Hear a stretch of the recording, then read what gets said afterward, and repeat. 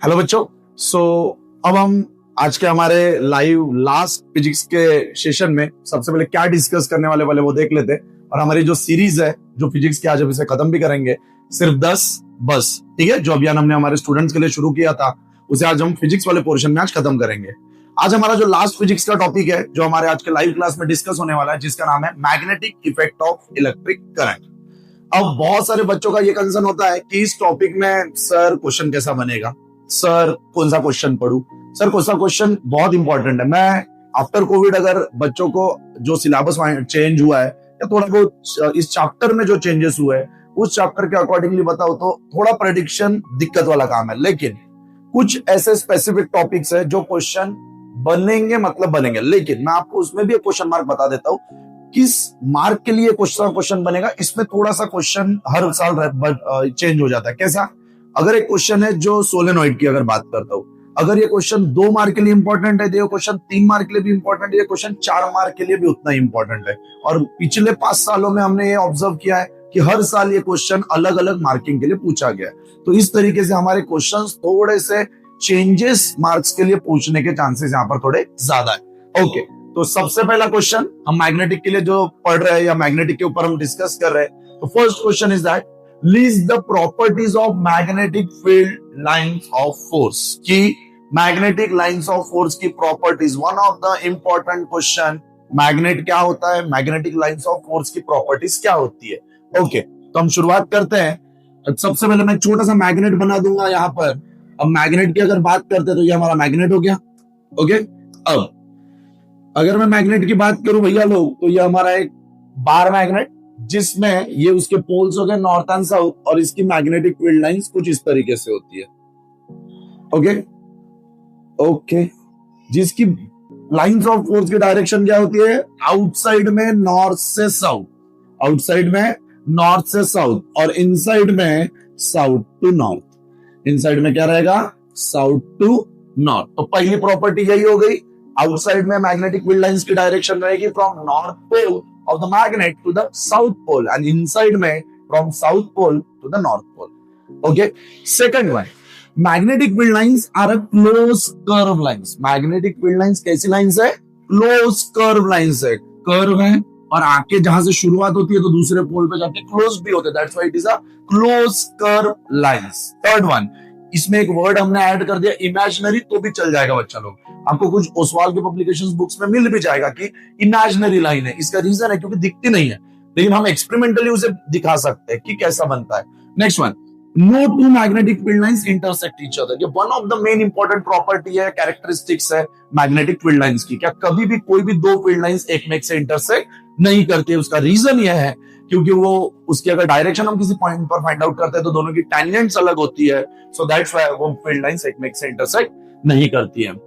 And the density of the magnetic field lines decreases when the distance between the pole increases।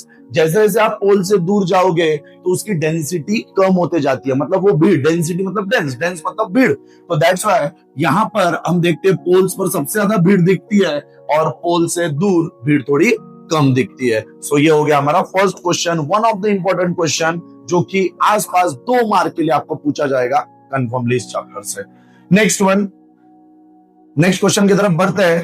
Name and state the rule used to determine the direction of magnetic field produced around a straight conductor carrying current. इस chapter में 3 या 4 law बहुत important है। एक right hand thumb rule, दूसरा Fleming's का left hand rule, तीसरा clock rule. ठीक है, तो ये 3 रूल हम बहुत ही इंपॉर्टेंट रूल मानते हैं और इस पर आपको क्वेश्चन किसी न किसी फॉर्म में पूछा ही जाता है। अब ये चैप्टर के अंदर एक स्ट्रेट कंडक्टर है और इसके अंदर कौन सा रूल अप्लीकेबल होता है, बोले ये जो स्ट्रेट कंडक्टर है इसके अंदर करंट फ्लो कर रहा है। फिलहाल के लिए मान लेते हैं करंट की डायरेक्शन ऐसे अपवर्ड, तो इसके लिए जो लॉ अप्लीकेबल होगा या रूल अप्लीकेबल होगा उसका नाम है right hand thumb rule, just like this. ये हमारा राइट हैंड, तो ये आपका कंडक्टर है, मैंने इसे ऐसा पकड़ लिया, जहां पर thumb represent direction of current, thumb represent direction of current and curl finger represent direction of magnetic field. Thumb represent direction of current and curl finger represent direction of magnetic field और magnetic field lines की अगर हम ऐसे बात करते भैया, current ऐसे ऊपर जा रहा है आपके कंडक्टर में, तो इसकी मैग्नेटिक फील्ड लाइंस ऐसी रहेगी। ठीक है, तो मैं अगर करंट ऊपर जा रहा है तो magnetic field lines anti clockwise बोल सकता हूं, तो करंट की डायरेक्शन ये है, तो मैग्नेटिक फील्ड लाइंस की डायरेक्शन हो जाएगी एंटी क्लॉकवाइज। ये हो गया पहला। दूसरा, अगर यही हमारा कंडक्टर मैंने उल्टा कर दिया, करंट अभी ऊपर से नीचे जा रहा है, इस कंडीशन में अगर मैं लॉ अप्लीकेबल करूंगा तो ये ऐसा हो जाएगा, जिसमें देखो क्या हो रहा है, करंट नीचे तो मैग्नेटिक फील्ड लाइंस क्लॉकवाइज। कैसा हो जाएगा बच्चा? क्लॉकवाइज। तो भैया हमारा करंट नीचे तो मैग्नेटिक फील्ड लाइंस क्लॉकवाइज। कैसा हो जाएगा? क्लॉकवाइज। ठीक है, तो इसके अंदर वही है, देखो ये वही अप्लीकेबल होगा। Right hand thumb rule used to determine the direction of magnetic field produced around the straight conductor carrying current. It state the hold the current, thumb represent the current and curl finger represent the direction of magnetic field lines, जिसका answer आपके यहां पर दिखेगा, आप screenshot ले सकते हो इसका। नेक्स्ट वन, थर्ड वन, ये क्वेश्चन एमसीक्यू बेस में 3 सालों से पूछे जाए वालों में से एक one of the important question है। बहुत ही छोटू सा क्वेश्चन है, बहुत ही छोटा सा क्वेश्चन है, लेकिन एक इंपॉर्टेंट क्वेश्चन की तरह ये बिहेव करता है। What is the standard colour code for the code followed for live wire, neutral wire and earth wire? Live wire के लिए always live, danger, danger symbol red, simple, कोई टेंशन ही नहीं लेना है, ठीक है। तो लाइव बोला तो रेड। न्यूट्रल, न्यूट्रल बैलेंस करने का काम करता है, दैट्स व्हाई भैया ब्लैक। अर्थ, अर्थ बचाने का काम करता है, बचाने का काम है मतलब नेचर, नेचर मतलब इको फ्रेंडली, इको फ्रेंडली मतलब ग्रीन। तो भैया सिंपल सिंपल याद है, live, danger red, neutral balance करता है भैया ब्लैक, एंड अर्थ वायर हमारा ग्रीन। ठीक है, तो सिंपल कलर्स। अब ये क्वेश्चन ऐसा नहीं कि हर बार इसी तरीके से पूछेगा, मैं अभी भी बोल रहा हूँ इस चैप्टर पर प्रेडिक्शन थोड़े से 19 भी चेंज होते हैं। मैं ये नहीं बोल रहा हूँ टॉपिक चेंज होगा, टॉपिक यही रहेगा, क्वेश्चन का अप्रोच चेंज हो जाएगा। मैंने बोला लाइव, न्यूट्रल, अर्थ, वहां पर मैच द पेयर ऐसी भी आ सकती है, कलर दे दिए, आपको मैच करना है कौन सा वायर किसके साथ है। एक आधे स्टोरी के हाथ में, कोई एक कॉम्पिटेंसी बेस्ड है तो 3 स्टूडेंट के हाथ में 3 वायर दे देंगे, डायग्राम बना देंगे और बोलेंगे चल बता इसमें से लाइव कौन सा, न्यूट्रल कौन सा, अर्थ कौन सा। अप्रोच ये भी हो सकता है, लेकिन कंटेंट वही रहेगा। नेक्स्ट वन, क्वेश्चन नंबर 4, ये एक बार मैग्नेट का ही क्वेश्चन है। बार मैग्नेट के क्वेश्चन में, हाँ, अब इसमें भी एक एक्टिविटी बेस्ड क्वेश्चन आपको पक्का पेपर में आने वाला है। अब ये एक्टिविटी इस पर रहने के चांसेस है, या आपका जो जूला एक्सपेरिमेंट है मतलब force on a current carrying conductor, उस पर भी बनने के चांसेस है। A student draws 3 magnetic field lines 1 2 3 1 2 3 जो डायग्राम में दिख रही है, of a bar magnet with the help of compass needle as shown in figure. Is this configuration possible? सबसे पहले डायग्राम में देखते हैं, बच्चे थोड़ा सा आराम से सोच समझ के पहले डायग्राम को देखेंगे। इजी ऐसा लगता है, बार मैग्नेट है, फील्ड लाइंस बनी हुई है, ओके, नॉर्थ से जा रही है, साउथ की तरफ जा रही है, देखो नॉर्थ से निकल रही है, इधर गलत। सबसे पहले ये कॉन्फ़िगरेशन पॉसिबल नहीं है, इसकी गलती ढूंढ लो। पहले बोला है पॉसिबल है क्या, आंसर इज नो। इसका रीजन बता दो। पहला, ये देखो यहां पर ओवरलैप कर रही है।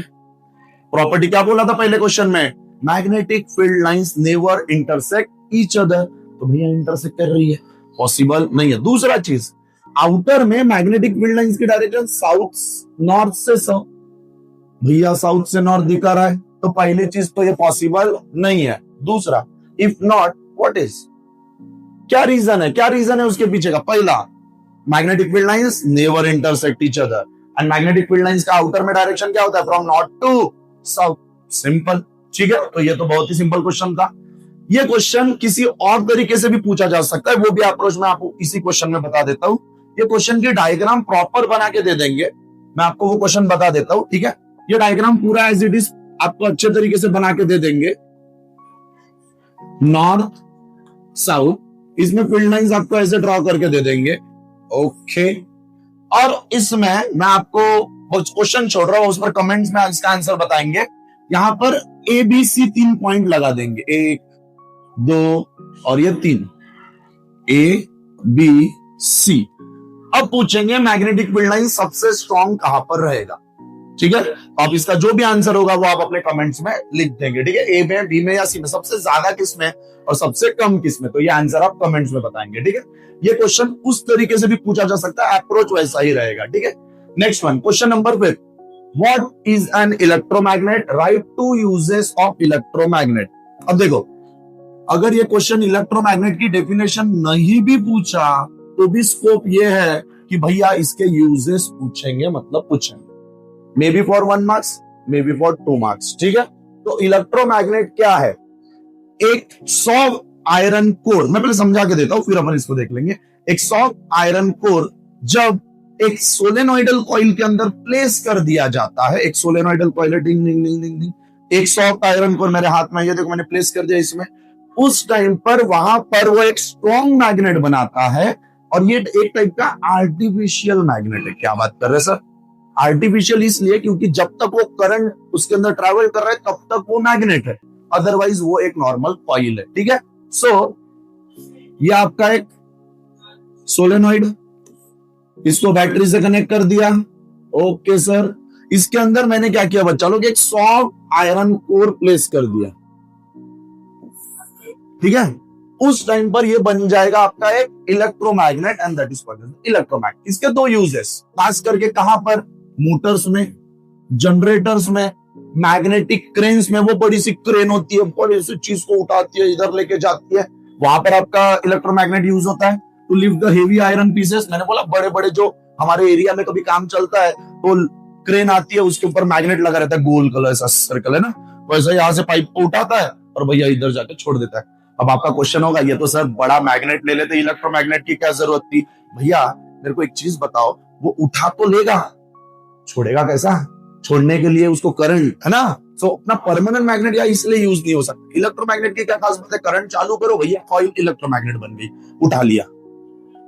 अब क्या करना है? छोड़ देना है, करंट बंद कर दो भैया, छूट जाएगा। समझा? इसलिए इलेक्ट्रोमैग्नेट के यही खास बात है, इसलिए इसको टेम्पररी मैग्नेट भी कहते हैं, या आर्टिफिशियल भी। टेम्पररी इसलिए क्योंकि जब तक करंट है तब तक ये मैग्नेट है, अदरवाइज एक नॉर्मल वायर है या कॉइल है। Okay, next one, question number 6।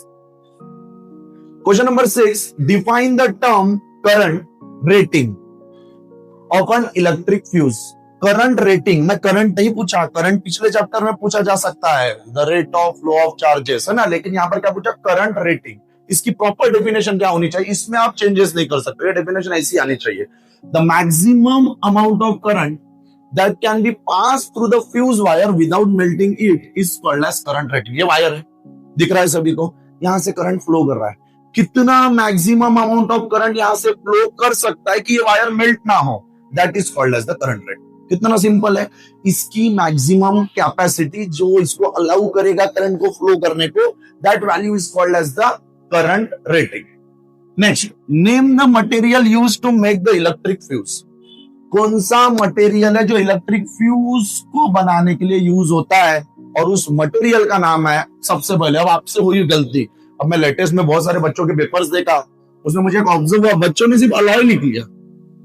हाँ मैं मानता अलॉय है, लेकिन बच्चा बताओ ना अलॉय कौन सा है। अगले वाले को कुछ नहीं आता ये समझ के पेपर लिखना है, ठीक है। Alloy of lead and tin, ठीक है। अलॉय केमिस्ट्री में बहुत सारे पढ़े होंगे आपने, हाँ, लेकिन यहाँ पर हमारे इलेक्ट्रिक फ्यूज के अंदर जो वायर यूज हो रहा है उसके अंदर का वो अलॉय आपको बताना पड़ेगा। तो अलॉय किसका? लीड एंड टीन का, तो वो अलॉय बताना पड़ेगा। ओनली अलॉय लिख के मार्क्स नहीं मिलेंगे बच्चा लोग, मैं आपको क्लियर कर दे रहा हूं। Name 2 safety measures commonly used in electric circuit and appliances. Electric appliances के अंदर 2 सेफ्टी कॉमनली यूज होने वाले सर्किट्स के अंदर कौन सी चीज है? पहला इलेक्ट्रिक फ्यूज। क्या बात कर रहे हैं सर? इलेक्ट्रिक फ्यूज, ठीक है। इलेक्ट्रिसिटी, ये इलेक्ट्रिक फ्यूज ऐसा टॉपिक है जो इलेक्ट्रिसिटी और वो, मैंने पिछले वाले लाइव क्लास में भी आपको बताया था, इलेक्ट्रिक फ्यूज दोनों जगह अपनी जगह बना लेता है, ठीक है। इलेक्ट्रिक फ्यूज एक सेफ्टी डिवाइस है, क्यों? क्योंकि जब तक उसकी कैपेसिटी का वैल्यू का करंट आ रहा है तब तक वो उसे अलाउ करेगा, उससे ज्यादा एक्सेस हो गया तो भैया वायर मेल्ट हो जाएगा, तो सेफ्टी डिवाइस है। Second one earth wire.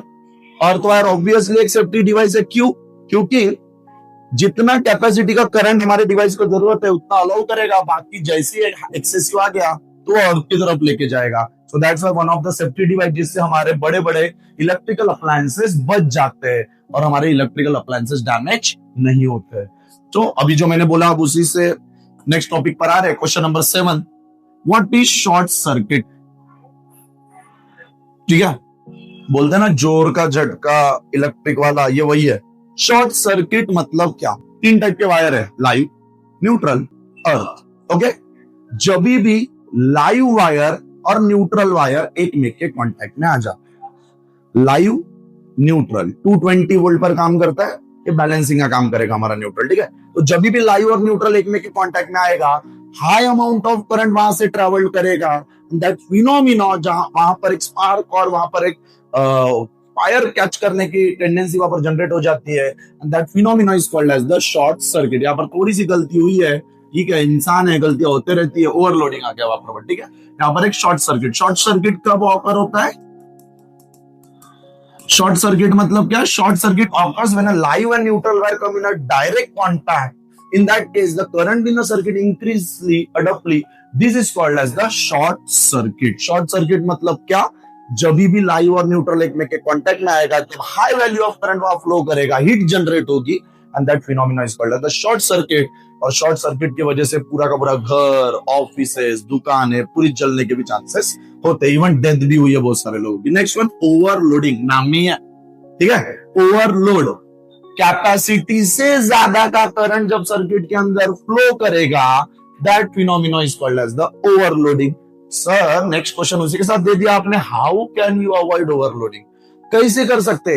एक ही बोर्ड पर बहुत सारे डिवाइस मत लगाओ हाई पावर के। अगर आपको ये ट्राई करना है तो आज बाजू वाले घर में जाना है, उनके घर में 2 आयरन प्रेस, ठीक है, उन्हीं के घर के, अपने घर के नहीं लेने का, और दोनों एक ही बोर्ड में लगा देने का और भाग जाने का। उससे होगा क्या?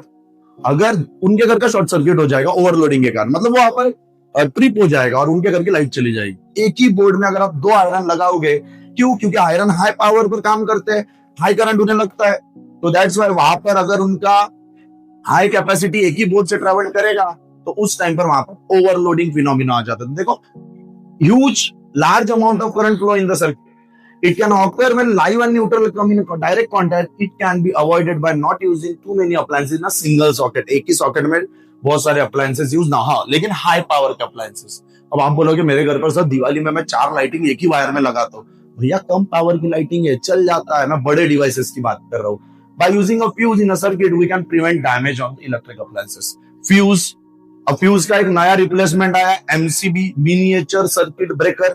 हम बोले ना कि कैसे अवॉइड कर सकते हैं, तो भैया ये 2 डिवाइस का यूज कर लो एक प्रॉपर, तो वो अपने आप जब भी ओवरलोड हो जाएगा तो होगा क्या, उस टाइम पर वो उसे बचा लेगा, ट्रिप हो जाएगा, वायर मेल्ट हो जाएगा अगर फ्यूज होगा तो हमारे डिवाइस वहां पर बचने के चांसेस है। Next one, question number 8, what is the function of earth wire? इसका डिस्कशन थोड़ा हुआ था, मैं शॉर्ट में लूंगा इसे। Why is it necessary to earth metal appliances?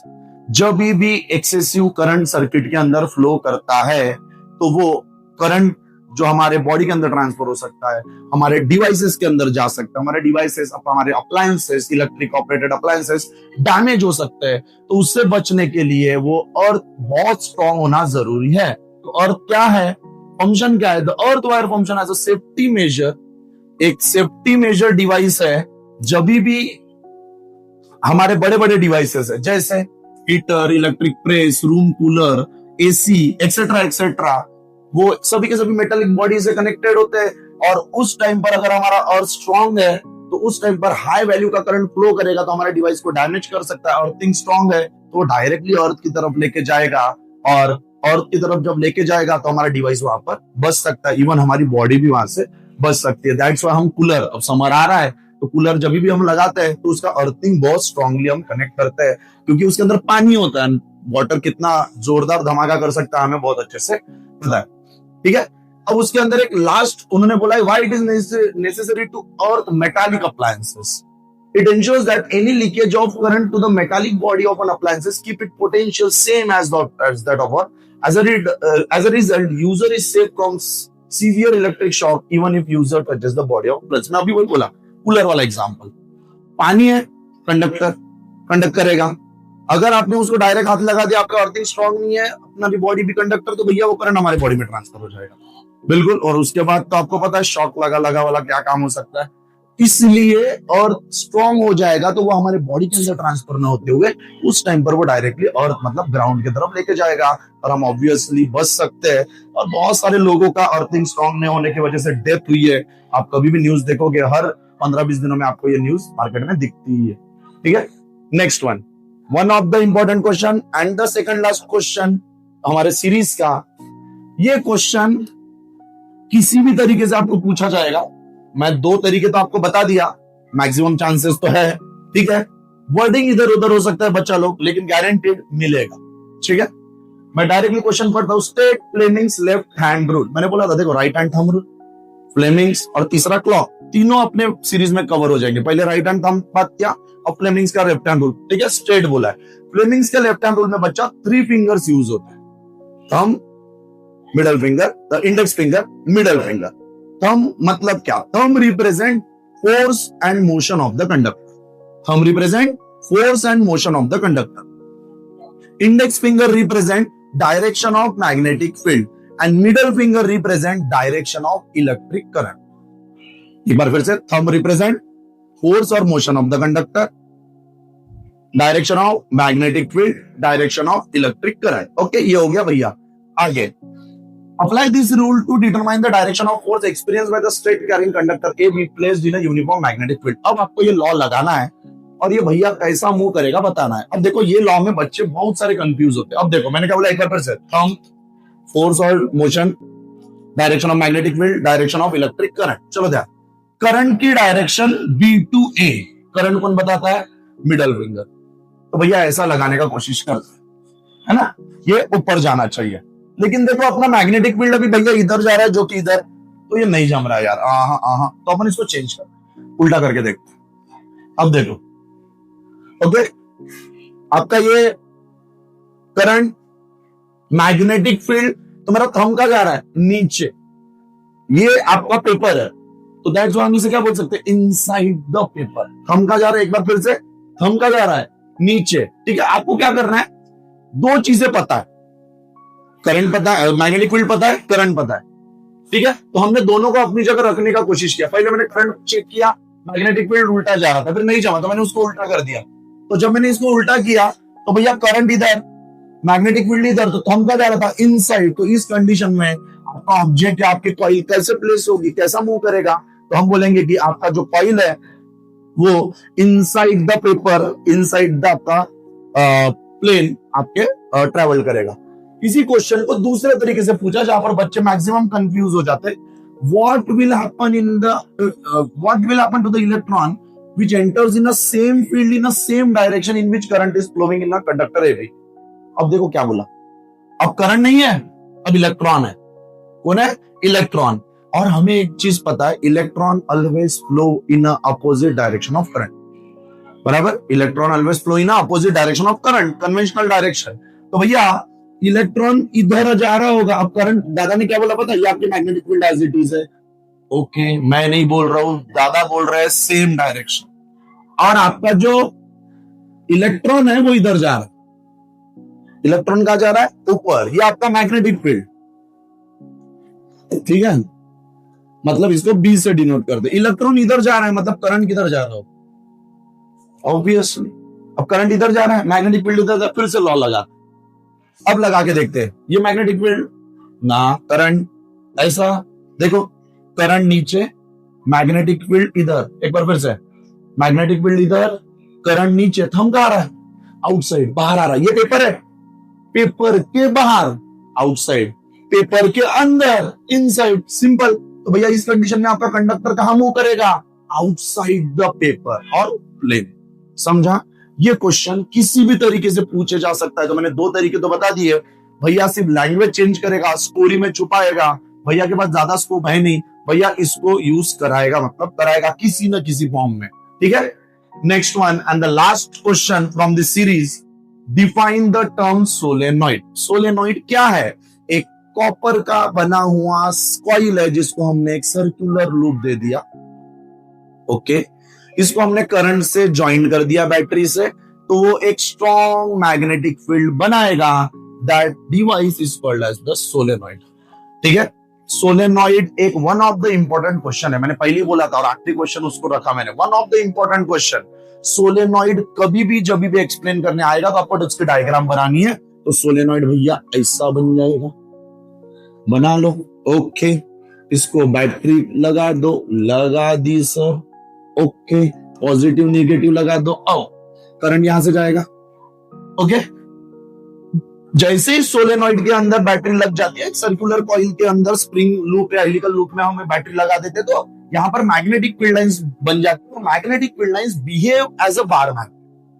लेकिन सर बार मैग्नेट को तो पोल होते हैं। हाँ बिल्कुल होते हैं, तो इसकी डायरेक्शन होगी। देखो अब इसके लिए तीसरा rule and the last rule जिसका नाम है क्लॉक रूल। देखो मैंने बोला था इस चैप्टर में 3 ही रूल है, तीनों के तीनों कवर हो गए। Right hand thumb rule, lemons left hand rule और क्लॉक रूल। क्लॉक रूल क्या है? अगर आप कॉइल को देख रहे हो और कॉइल की डायरेक्शन क्लॉकवाइज है, कॉइल की करंट की डायरेक्शन क्लॉकवाइज है, then that pole will be behave as a south pole. South pole. अब मैं इधर से देख रहा हूं, ये मेरी कॉइल है बच्चा, ये देखो कॉइल, और इसके अंदर करंट ऐसा जा रहा है, मैं देख रहा हूं, तो मेरे लिए क्लॉकवाइज हुआ, बराबर। मेरे लिए कैसा हुआ? Clockwise. And that face will be behave as a south. So simple.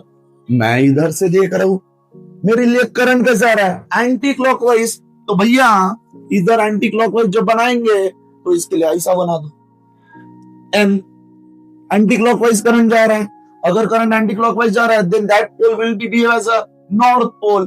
तो भैया पहले का आंसर देखो क्या बोला है, mark on the pattern direction of current.